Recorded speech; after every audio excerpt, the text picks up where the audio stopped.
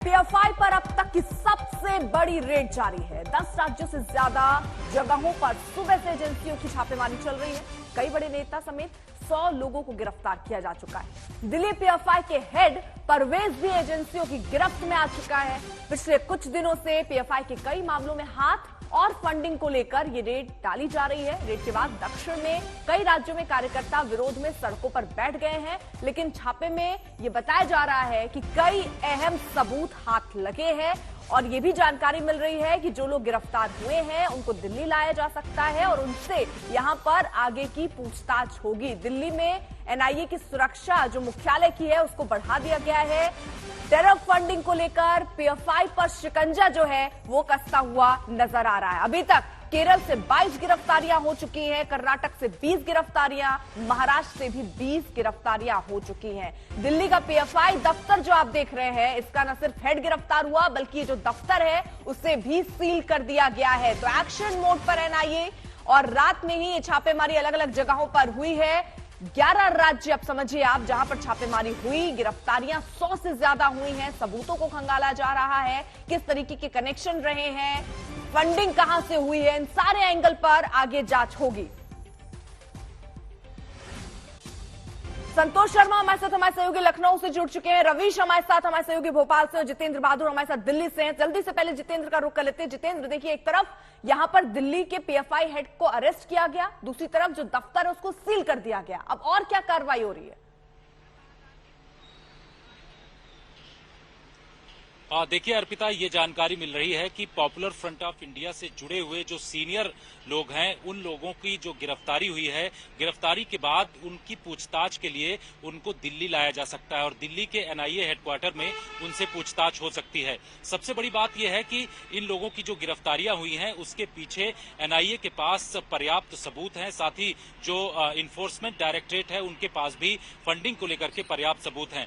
ऐसी जानकारी मिल रही है कि इन लोगों के पास जिस तरीके से जो टेरर फंडिंग को लेकर के जानकारी थी, साथ ही जो रेडिकल एक्टिविटीज अलग अलग राज्यों में इनके द्वारा किया जा रहा था, उस बात को लेकर के ये छापेमारी की जा रही है। सबसे बड़ा अहम खुलासा ये हो रहा है कि टेरर फंडिंग किस तरीके से जो पॉपुलर फ्रंट ऑफ इंडिया से जुड़े हुए लोग हैं वो कर रहे थे, उसके लिए फंडिंग विदेशों से आ रही थी और उस फंडिंग के पीछे किन किन लोगों का हाथ है, उन तमाम चीजों की जानकारी अब आने वाले दिनों में एनआईए और ईडी की तरफ से किया जाएगा। इनसे पूछताछ में इस बात का भी पता चलेगा कि जो विदेशों से, खासतौर से गल्फ कंट्रीज से जो पैसा आया है, उस पैसे को किस तरीके से अलग अलग राज्यों में उसको भेजा गया और एनआरसी और सीएए का जो प्रोटेस्ट हुआ था, उस प्रोटेस्ट के दौरान ये पैसा किस तरीके से वहां पर रूट किया गया, इन तमाम चीजों की जानकारी हासिल की जाएगी।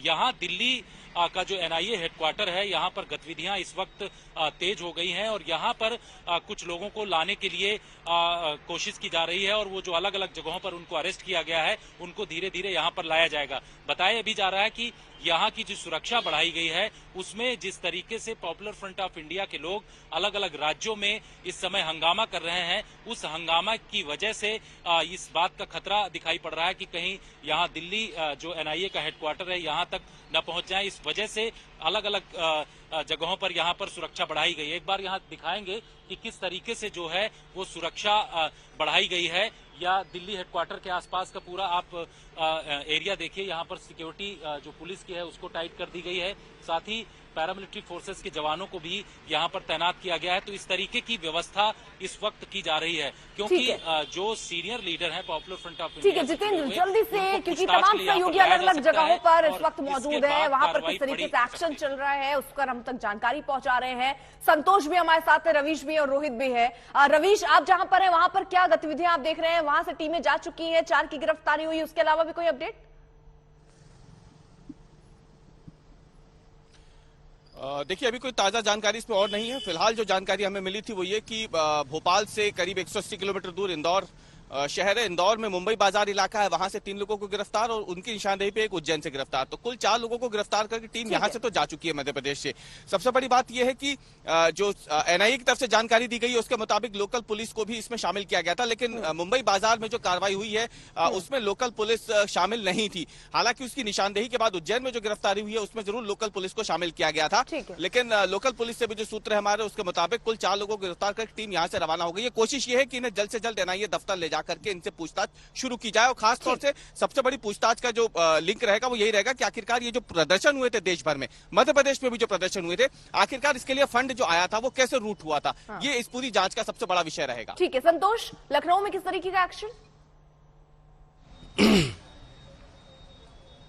देखिए, लखनऊ में 2 जगहों पर छापेमारी और गिरफ्तारी की बात की जा रही है। मैं इस समय पर लखनऊ के गाजीपुर थाना क्षेत्र का ये ए ब्लॉक इलाका है, जहां से एक वसीम नामक युवक को गिरफ्तार किया गया है। वसीम पेशे से टेलरिंग का काम करता है, लेकिन जब सीएएनआरसी के दंगे हुए उसमें जो लखनऊ के खदरा इलाके में जो हिंसा हुई थी, आगजनी हुई थी, उसमें वसीम का नाम आया था और वसीम उसी समय पर लखनऊ पुलिस के द्वारा गिरफ्तार किया गया था। लेकिन आज करीब 2:30 बजे यहाँ पर ऑपरेशन हुआ इस जगह पर और यहाँ से वसीम को गिरफ्तार किया गया। वसीम के घर में उसके माता पिता हैं, उसकी पत्नी है, करीब 27-28 साल का ये नौजवान है और इसके 2 अन्य जो छोटे भाई भी हैं जो पड़ोसी हैं। दीपक, हम उनसे जानेंगे। दीपक, ये वसीम कितने बजे ऑपरेशन हुआ, क्या आपने देखा, जब पुलिस कितने बजे पकड़ने आई?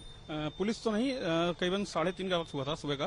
तो एनआईए की पूरी टीम आई, जिसमें केंद्रीय सुरक्षा बल की पुलिस फोर्स थी जो है, और वो फोर्स आई गली में जो है। तो हम लोग भी देख के अचंभित हो गए कि आखिर सुबह सुबह ऐसा क्या मालूम होगा। तो क्योंकि वो ज्ञानवापी वाला मामला भी चल रहा है, तो शायद मन में हम लोग आइडिया लगा क्या होता है, जैसा कि सिक्योरिटी के लिए पूरी फोर्स आई।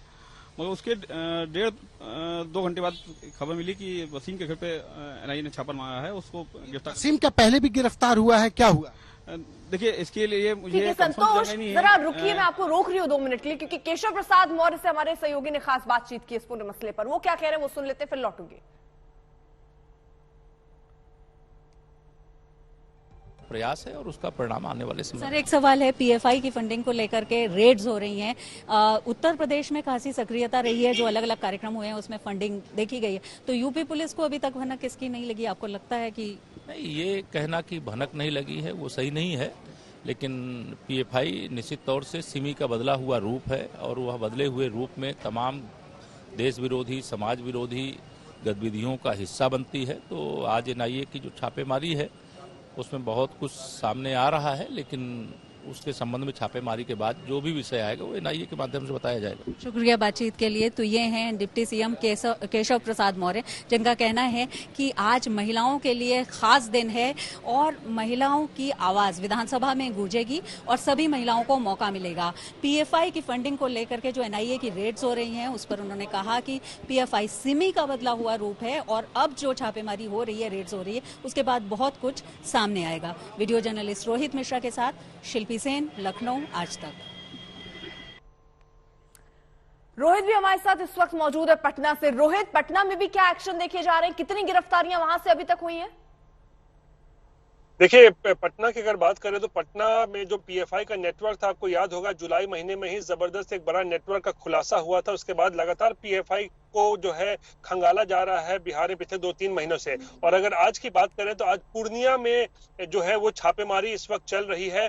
पूर्णिया जो है वो बिहार में पीएफआई का हेडक्वार्टर है। हेडक्वार्टर जो है वो पूर्णिया में ही है और सुबह से ही, आज तड़के सुबह से ही वहां पर एनआईए की टीम छापेमारी कर रही है। कई दस्तावेजों को खंगाला जा रहा है और पूर्णिया के साथ साथ औरंगाबाद में भी बताया जा रहा है कि वहां भी सीबीआई एनआईए की छापेमारी जो है वो चल रही है। हालांकि अब तक किसी तरह की गिरफ्तारी की खबर नहीं है, लेकिन पटना मॉड्यूल का जिस तरीके से खुलासा हुआ था वो सबसे लेटेस्ट एक नेटवर्क था पीएफआई का, जो पिछले हमने जुलाई महीने में देखा था, जिसको जो खुलासा जिसका किया गया था। और उसके बाद बिहार में किस तरीके से पीएफआई सक्रिय है इसका भी जो है खुलासा हुआ। और खासकर कल जब गृह मंत्री अमित शाह पूर्णिया के दौरे पर होंगे, उससे पहले आज जो छापेमारी पूर्णिया में एनआईए की टीम ने मारी है और लगातार वहां पर अभी महत्वपूर्ण दस्तावेज खंगाले जा रहे हैं। तो अमित शाह के दौरे से पहले जो है एक बड़ी कार्रवाई बिहार में पीएफआई के खिलाफ देखने को मिल रहा है।